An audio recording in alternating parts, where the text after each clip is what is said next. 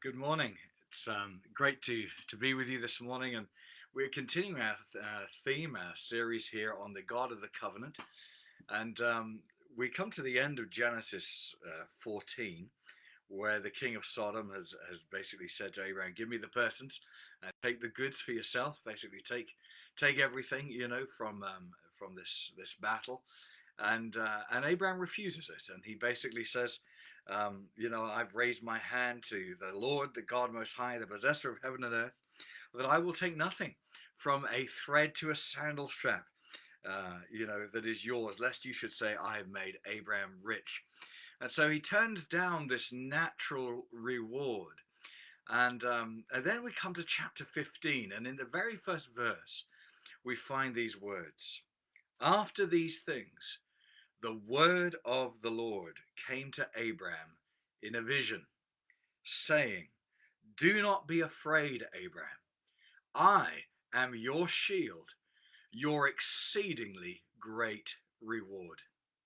And I want us to pause and take a moment today to look at this amazing revelation of God, of how the Lord speaks to Abraham and says, Do not be afraid. I am your shield and your exceedingly great reward. I am with you. What powerful, powerful words. Do not be afraid. When you know that God is with you, you know that he loves you.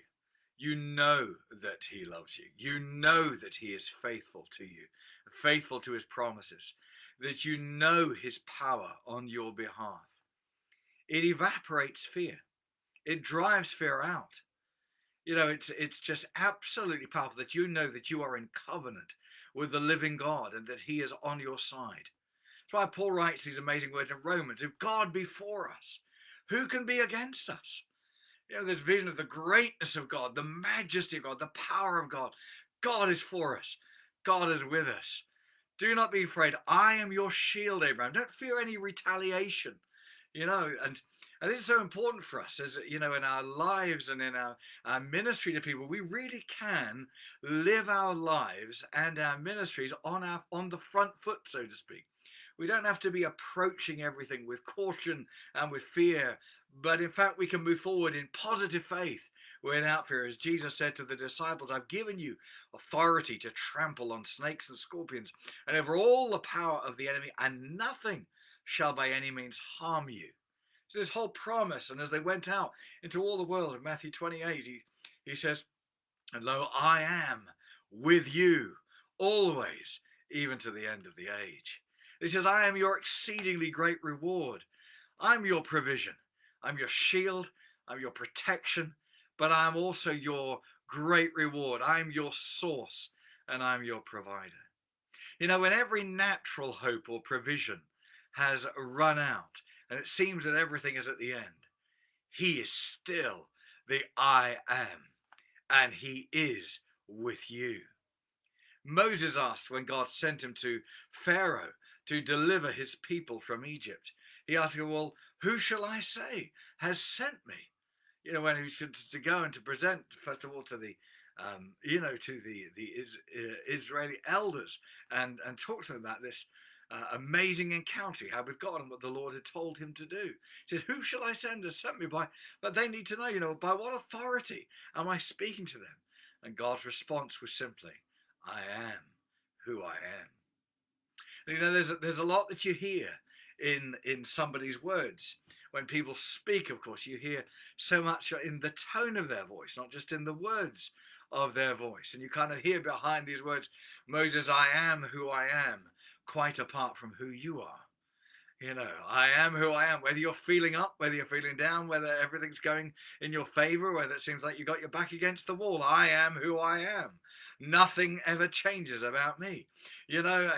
It's amazing. Reinhard Bonnke was used to say, God is always at the zenith of his power. You'll never ever be in a moment or at a time where God is tired or where God is, somehow feeling that his resources are depleted, that something's taken him by surprise. He says, I am who I am. Later we find, as we go on through the Old Testament, that God attached his covenant provisions to his name. using the very same name as is revealed to Moses, Yahweh, I am who I am, the Lord, or Jehovah, the sacred tetragrammaton, as some theologians call it. The name was considered so holy by the Jews that most of them wouldn't even say it. And when the translators were writing the name of God like this, and they were writing it out, copies of the Torah, they would write it with ink, and they had a quill in those days.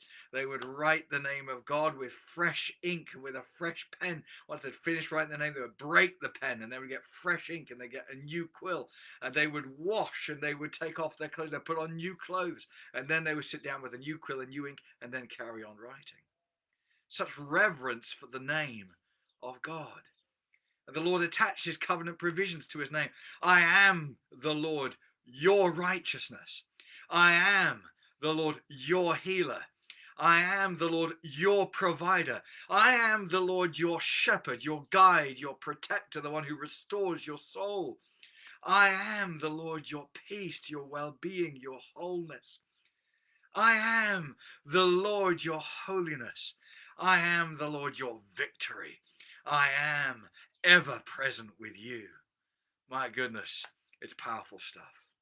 I want to share just a couple of quick testimonies of my own life and ministry down through the years. I can remember one time a number of years ago ministering in Slovakia over a 10-day itinerary, going from church to church to church, from city to city to city. And I thrive on time with God. Really seeking to minister, in the overflow of my time with Jesus, and we were just being taken from city to city, place to place to place, and there was just no time. It was rush, ministering morning, noon, and night, and I was just given no time at all just to take time with God, and I was feeling, after 5-6 days, I was starting to feel depleted. By the time I got to the last day, on the 10th day, I felt absolutely empty and totally shattered, exhausted. But it was the big one. The guys had been building up to this. And I remember we came to this beautiful city called Litopsky Mikuláš. And as we arrived there, I saw these huge big posters, massive posters about the side of a building, with my mugshot on it. And these words blazed across it: bring the blind, bring the lame, Jesus Christ the same yesterday, today, and forever. Evangelist Jonathan Conrad, la la la la. Now normally that wouldn't get to me, because I've learned over the years, it just goes over like water off a duck's back, because I've learned over this, it's not me, I'm not the healer, it's Jesus who's the healer, and my confidence is in him, but in the midst of my tiredness, it got to me. And I can remember just pulling myself aside and like you see in the old movies where the spies kind of pulled up their jacket like this and put dark glasses on so nobody recognized who they were. I kind of pulled up my shirt like this and I pulled over to a side, just a little side alley there. And in the shade there, I just pulled back and I said, Lord, I said, I am so tired. I said, I've got nothing to give these people. And I just took a deep breath. Suddenly, on the inside, the voice of God came up on the inside of me. If you ever had this happen, but it just filled me with his spirit, filled me with strength, with life, with anointing and confidence. And this is what he said. He just simply said, I am. And then there was a pause. He said, with you. And there was so much that I heard in that pause and in those words. On the inside, I was filled with this revelation. Jonathan, no matter how tired you are and how empty you feel, I am who I am. And I happen to be with you. Now, I'm going in there to heal these people. Are you coming with me? And I went in and I was filled with grace and power. And I remember I walked in there. It was like I'd just been connected to a 240 volt socket, to the national grid. I just felt absolutely empowered by the Spirit. And I remember walking in there and just in great confidence. And I remember because there's that night, just God did so many miracles. It all was so easy. It was just so enjoyable. 13 deaf people were instantly healed, and about another 7 people got their sight back. And 10 people that came in on crutches and stuff like that walked out without their crutches, and they were just totally healed by the power of God, and many came to Christ. And I walked out of that meeting more fresh than when I first came to the nation for ministry. He's with us. He's with us. You know, just another time, very briefly, I can remember doing some ministry in Chile in South America, and we went to do a mission in a tiny little island off the coast of Chile called Chile Chico. And they never had a mission like this before. And obviously, there'd been some gospel outreach there, or they wouldn't have the churches. But the churches had never done a corporate mission together. They never worked together, and they were riddled with division, to be honest. Anyway, I had to take this little plane together with my team, and we flew over the Andes. And there were 6 of us in the plane. And as we were flying over, at the top of the Andes, the weather can be very unpredictable, and sometimes we get strong winds that just suddenly come out of nowhere. And in fact, the week before we'd flown, another plane exactly the same size as ours, actually flown by the brother of this pilot, they didn't tell us until we landed, had been taken down by freak winds and crashed. They never found the plane or the bodies. And so here we are, and we're flying along. It's bumpy anyway, but suddenly these winds hit, and that plane starts getting thrown around everywhere.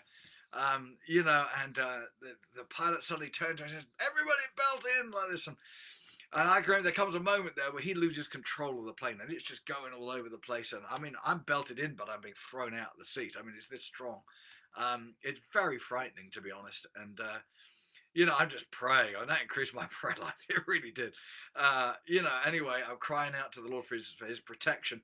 Eventually, we land. Now, when we landed, I'll never forget, because as we get out the plane, the pilot, who's not a Christian, he's standing there, and he's counting us out as we're going. Now, this is most odd. There's only 6 of us. But he's counting, he goes, 1, 2, 3, 4, 5, 6. And he goes, 1, 2, 3, 4, 5, 6. So I stopped by. I said, "Can I ask you what you're doing, sir?" And he looked at me. He says, "I want to know where the 7th man is." I said, "What do you mean the 7th man?" He said, "You remember up in the storm up there?" He said, "When I lost control of the plane and I turned around to say, make sure you're all buckled in." I said, "Yes." He said, "When I looked around," he says, "there was another man in the plane with you all. Where is the 7th man?" I said to him, "Sir, I really don't know how to answer you. There are only 6 of us here. But what I can say is that we are here as Christian missionaries. We are ambassadors for Jesus Christ, here to share the gospel, to do a mission on the island." At the end of Matthew's gospel, Jesus said this. He said, "Go and make disciples of all the nations." And I said at the end of his commission, he said this, "And I am with you always, even to the end of the age." I believe, sir, you saw the Lord. We had a most remarkable trip. Jesus did amazing miracles. Many turned to him, and it wasn't the only time that Jesus appeared in the midst of that time. And I would love to tell you more, but our time is gone. And I just want to say this to you. Do not be afraid. The Lord is your shield. He is your protector. He is your reward. He is your provider. He is all that you need. And most of all, he is with you. God bless you, and enjoy a great day knowing that you are in the presence of the King, who loves you, who is almighty, all powerful, always faithful, and always with you. God bless you, and have a great day.